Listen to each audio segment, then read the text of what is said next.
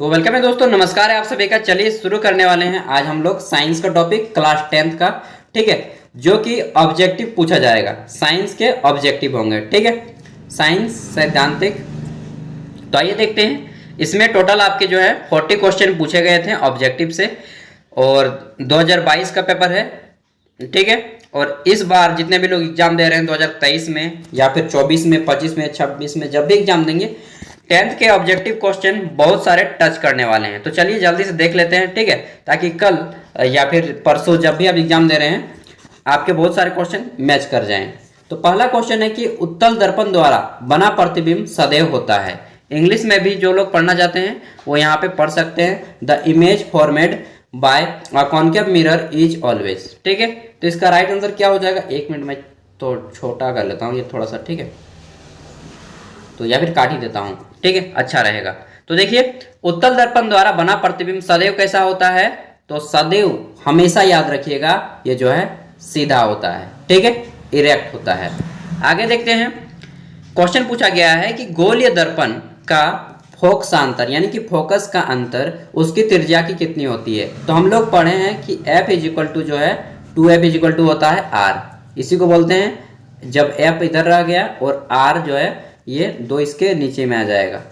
F is equal to R/2, यानी कि जो है यह इसकी त्रिज्या की कितना है? तो आधा है, ऑप्शन 2, ठीक है।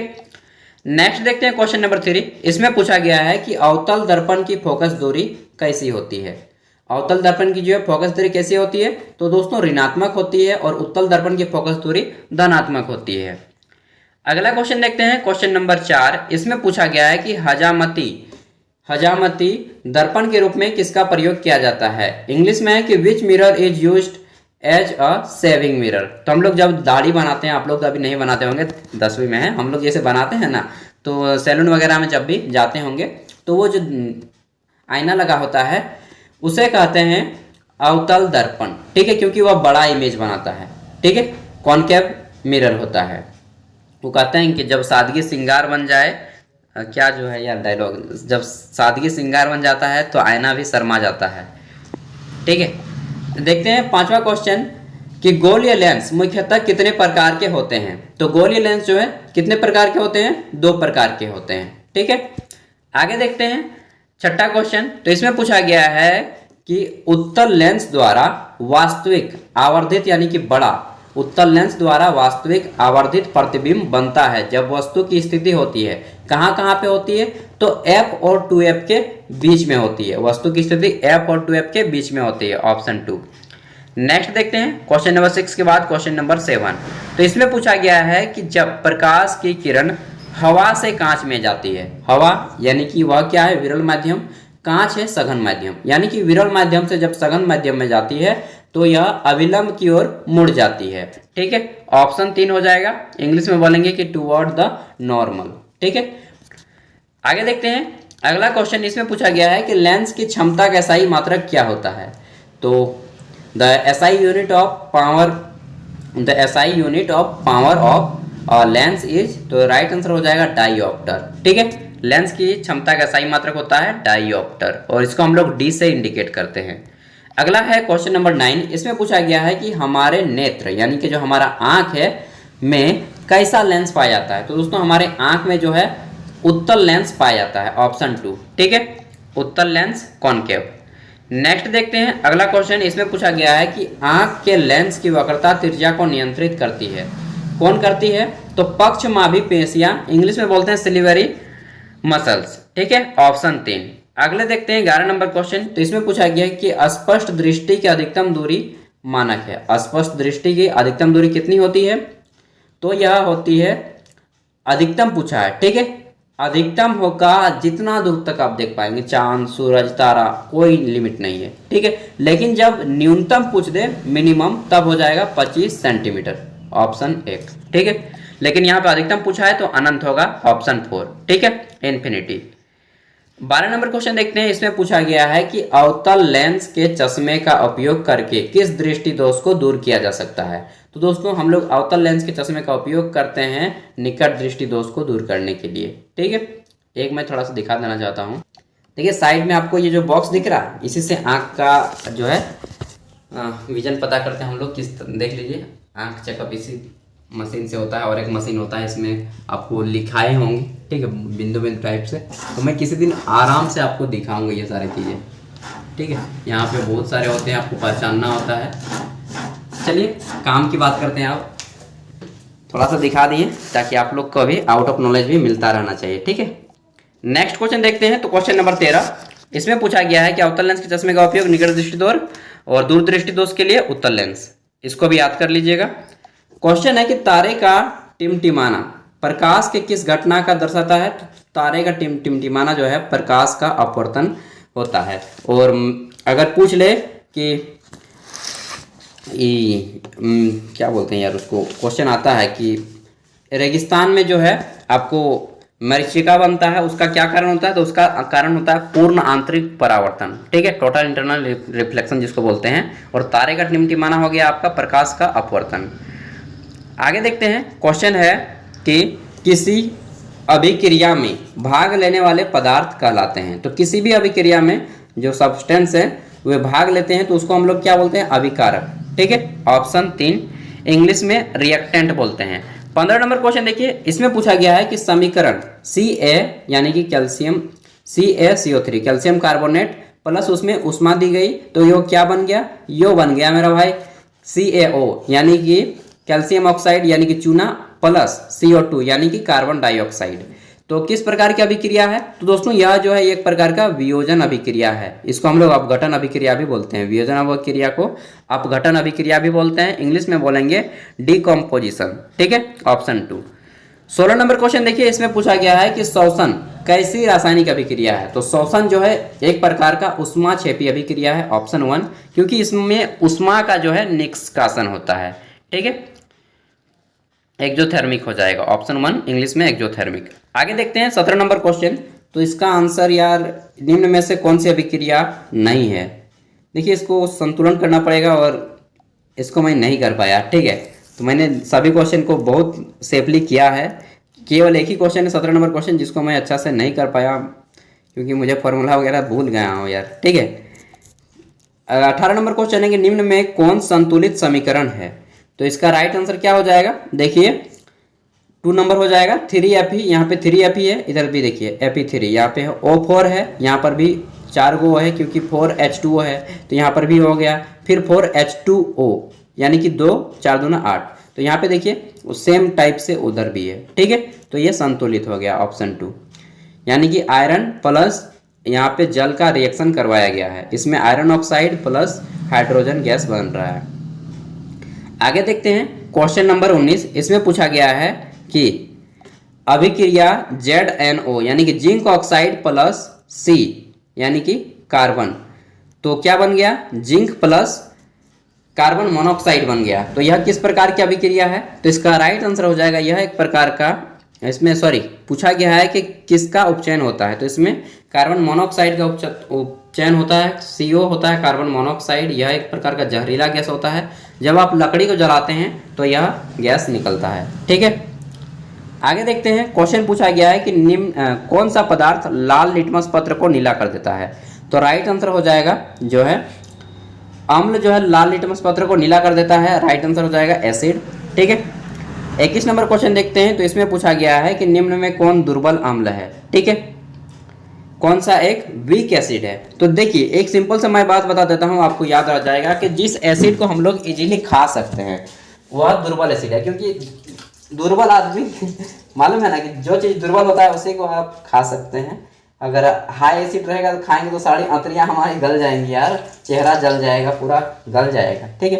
तो HCl हो गया, या बहुत हाई होता है यार, HCl, H2SO4, HNO3 ये सभी हाई हैं, लेकिन CH3COOH जो है बहुत नॉर्मल एसिड है, बेंजोइक एसिड, इसको हम लोग खाने में भी यूज करते हैं। तो राइट आंसर हो जाएगा ऑप्शन 4, ठीक है। टार्टरिक एसिड भी आपका लूज एसिड है, ऑक्जेलिक एसिड टमाटर में पाया जाता है, जितने भी एसिड को आप खा सकते हैं, ठीक है। लैक्टिक एसिड ये सभी कमजोर अम्ल हैं, दुर्बल अम्ल हैं, ठीक है, वीक एसिड है। आई होप कि आपको समझ में आ गया होगा कि कौन सा वीक होता है और कौन सा अब आपका मतलब हाई एसिड होता है, ठीक है, स्ट्रॉन्ग एसिड होता है। 22 नंबर है कि अम्ल के जलीय विलयन में उत्पन्न होता है। तो अम्ल के जलीय विलयन में H+ आयन उत्पन्न होते हैं, जबकि क्षार में OH माइनस आयन होते हैं, ठीक है। एसिड में जो है H प्लस आयन होते हैं और क्षार में OH माइनस आयन होते हैं, ठीक है। एसिड बेस दोनों याद कर लीजिएगा। अगला है 23 नंबर क्वेश्चन। इसमें पूछा गया है कि दही में कौन सा अम्ल पाया जाता है। तो दोस्तों दही में जो है लैक्टिक एसिड पाया जाता है। ऑप्शन 2 इसका राइट आंसर हो जाएगा। Lactic acid, citric acid, tartaric acid, formic acid, ये सभी जो है कमजोर अम्ल हैं, दुर्बल अम्ल हैं। क्यों? क्योंकि इसको हम लोग खा सकते हैं। अगर ज़्यादा होता तो हम लोग नहीं खा पाते हैं, ठीक ना। सिंपल सी बात है, जिसको आप खा सकते हैं वह दुर्बल है। 24 नंबर क्वेश्चन है कि अम्ल विलयन का पीएच मान होता है। तो जितने भी अम्लीय विलयन होते हैं, ठीक है, the pH value of acid के सॉल्यूशन, तो इनमें जो होता है 7 से कम होता है और क्षार का 7 से अधिक होता है, और जो 7 होता है एग्जैक्टली वह होता है लवण, ठीक है। याद तो आप लोग को अच्छे से हो गया होगा और सब कुछ याद होना भी चाहिए क्योंकि एग्जाम है। पूछा गया है कि कौन अधिक क्षारीय है। तो देखिए, जिसका पीएच मान सबसे ज़्यादा रहेगा वह अधिक क्षारीय है, जिसका मान सबसे कम रहेगा वह कम क्षारीय है। लेकिन 7 से ज़्यादा कम रह गया तो फिर वह एसिड बन जाएगा। तो यहाँ पे 14 आंसर हो जाएगा। क्षार की प्रकृति कैसी होती है? कड़वा। और अम्ल की प्रकृति कैसी होती है? खट्टा, ठीक है। याद कर लीजिएगा, एग्जाम में आ सकता है। अगला है विरंजक चूर्ण का रासायनिक सूत्र क्या है। तो विरंजक चूर्ण को हम लोग CaOCl2 कैल्शियम ऑक्सीक्लोराइड बोलते हैं, ठीक है। कार्बन क्या बोलते हैं यार, जिप्सम का सूत्र, ठीक है। उसके बाद आपको कार्बन मोनोऑक्साइड का सूत्र, धवन सोडा का सूत्र, खाने का सोडा का सूत्र याद कर लीजिएगा। सच बता रहा हूँ, एक क्वेश्चन इससे आएगा ही आएगा आपके सूत्र से। अगला क्वेश्चन है कि प्रकाश संश्लेषण में ऑक्सीजन बाहर निकलती है। तो प्रकाश संश्लेषण में जो है ऑक्सीजन जल के माध्यम से बाहर निकलती है, ठीक है। आगे देखते हैं नेक्स्ट क्वेश्चन। तो इसमें पूछा गया है कि अनॉक्सी शोषण के फलस्वरूप क्या बनता है, ठीक है। अनॉक्सी यानी कि जिसमें जो है ऑक्सीजन की मात्रा नहीं होती है। दोस्तों गाड़ी उड़ी पार होता है तो थोड़ा सा साउंड होता होगा, उसके लिए डिस्टर्ब नहीं होना है, ठीक है। तो अनॉक्सी शोषण यानी कि जिसमें ऑक्सीजन की मात्रा नहीं होती है। तो ऐसा शोषण जब होता है, जब हम लोग ऐसे सांस लेते हैं तो उसमें एथिल अल्कोहल बनता है, ठीक है। ऑप्शन 2 हो जाएगा एथिल अल्कोहल। 29 नंबर क्वेश्चन देखते हैं। इसमें पूछा गया है कि निम्नलिखित में कौन परजीवी है, ठीक है। Which of the following is a parasite. तो दोस्तों प्लाज्मोडियम है पैरासाइट, और इसी के कारण जो है आपको क्या होता है, तो आपका हो जाता है मलेरिया, ठीक है। प्लाज्मोडियम वाइवेक्स बोलते हैं उसको, PFPV, Plasmodium vivax, Plasmodium falciparum. आगे देखते हैं। और पेचिस वगैरह भी जो होता है ना, आपको हुआ है क्या? एग्जाम से पहले अच्छा वो सब मत खाइएगा, नहीं तो फिर हो गया तो दिक्कत है। रुधिर के तरल भाग को क्या बोलते हैं? तो रुधिर के तरल भाग को बोलते हैं प्लाज्मा, ठीक है। What is the fluid portion of blood called? तो इसको बोलते हैं प्लाज्मा, ठीक है। तो इंग्लिश में आप लोग पढ़ लीजिएगा क्योंकि मैक्सिमम जो बच्चे हैं 70% बच्चे हिंदी माध्यम से हैं, इसलिए मैं हिंदी में ही बात करता हूँ, ठीक है। अगला है 31 नंबर। मछली के हृदय में कोष्ठकों की संख्या कितनी होती है? तो राइट आंसर हो जाएगा 2 कोष्ठक होते हैं मछली के हृदय में। 5 मिनट बोलिए, 5 मिनट जाए तुरंत। अगला है कि मनुष्य में वृक्क तंत्र का एक भाग है जो संबंधित है। मनुष्य में वृक्क एक तंत्र का भाग है जो संबंधित है किससे? उत्सर्जन से, ठीक है। देखिए मेरा काम छोड़ के मैं आप लोग के लिए वीडियो दे रहा हूँ क्योंकि आप लोगों का एग्जाम है भाई। तो हमारा जो किडनी है दोस्तों, वह हमारे उत्सर्जन तंत्र यानी कि जो हम लोग बाहर निकालते हैं मलमूत्र, उसमें सहायता करता है, ठीक है। इंग्लिश में बोलते हैं एक्सक्रीटरी सिस्टम में हमारा सहायता करता है। अगला क्वेश्चन है कि मैग्नीशियम पाया जाता है। मैग्नीशियम किस में पाया जाता है? तो क्लोरोफिल में पाया जाता है। मैग्नीशियम एक प्रकार का लोहा है, ठीक है, जो कि क्लोरोफिल वर्णक में पाया जाता है, ठीक है। आगे देखते हैं। 34 नंबर क्वेश्चन है। इसमें पूछा गया है कि किसमें मुकुलन विधि द्वारा जनन होता है। तो मुकुलन विधि में हाइड्रा, ठीक है, और ईस्ट 2 में जनन होता है। आपको हाइड्रा की जगह पे ईस्ट भी दे सकता है। आगे क्वेश्चन देखते हैं। तो पूछा गया है इसमें कि एड्स रोग होता है, किसके कारण होता है? तो एड्स जो रोग होता है यह वायरस के कारण होता है। HIV नाम का वायरस होता है, हो सकता है पूछ ले, HIV, ठीक है। इसमें रक्त में T कोशिकाओं की कमी हो जाती है। और एड्स का फुल फॉर्म होता है एक्वायर्ड इम्यूनोडेफिशिएंसी सिंड्रोम, ठीक है। आगे देखते हैं। पूछा गया है कि पराग कोष में होते हैं। तो पराग कोष में क्या होते हैं? पराग कोष में जो है दोस्तों परागकण होते हैं। यह फूल का पुरुष अंग होता है, ठीक है। और अंडाशय जो है, जिसको परितल पुंज जो बोलते हैं, उसमें मादा भाग होता है, ठीक है। आगे देखते हैं। तो पूछा गया है कि पूर्ण विकसित अंडाशय कहलाता है। तो पूर्ण विकसित अंडाशय किसको कहते हैं? फल को, फ्रूट को बोलते हैं, ठीक है, पूर्ण विकसित अंडाशय। अब fully matured ovary is called fruit. आगे देखते हैं 38 नंबर क्वेश्चन। इसमें पूछा गया है कि अनवीकरण ऊर्जा स्रोत है। तो अनवीकरण, ठीक है, जिसको एक बार खत्म हो गया तो खत्म हो गया, खत्म, खलास, और नहीं तो कोयला है जी ऐसा, ठीक है। बाकी पवन ऊर्जा, सूर्य ऊर्जा, जल, ये जो है बार बार आप उत्पादन कर सकते हैं, ठीक है। अगला क्वेश्चन है कि सौर ऊर्जा को सीधे विद्युत ऊर्जा में बदलने वाले युक्ति को क्या कहते हैं? तो सौर ऊर्जा को जो सीधे विद्युत में बदल दे, कन्वर्ट कर देता है, उसको बोलते हैं सौर सेल। इसलिए सौर सेल से आप लोग देखे होंगे कि स्कूलों में पानी चढ़ाया जाता है, घरों में लाइट, डीसी ऑफिस, मतलब बहुत सारे ऑफिस में जो है लाइट वगैरह का काम वहीं से होता है। अगला क्वेश्चन है, इसमें पूछा गया है कि निम्नलिखित में कौन मुख्यतः जैव गैस का संघटक है? तो देखिए, निम्नलिखित मतलब होता है नीचे लिखा हुआ, निम्नलिखित मतलब नीचे लिखा हुआ, नीचे लिखे हुए में कौन मुख्यतः जैव गैस का संघटक है? राइट आंसर हो जाएगा मीथेन गैस, ठीक है, मीथेन। बस ये 40 क्वेश्चन कंप्लीट हो गए हैं। इसका पीडीएफ का लिंक आपको वीडियो के डिस्क्रिप्शन में मैं प्रोवाइड कर दे रहा हूँ, ठीक है, वहां से आप लोग देख सकते हैं। साथ ही जो है इसका पीडीएफ डाउनलोड करके अपने दोस्तों तक भी शेयर कर दीजिएगा।